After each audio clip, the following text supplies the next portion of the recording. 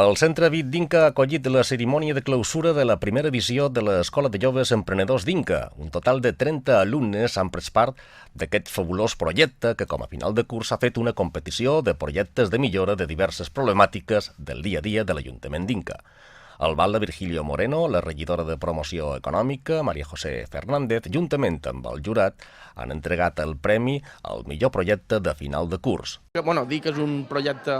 que per primera vegada se fa a l'illa de Mallorca i que durant 9 mesos han estat aquests 30 alumnes setmanalment en el Museu del Calçat fent diferents activitats i que l'objectiu principal, com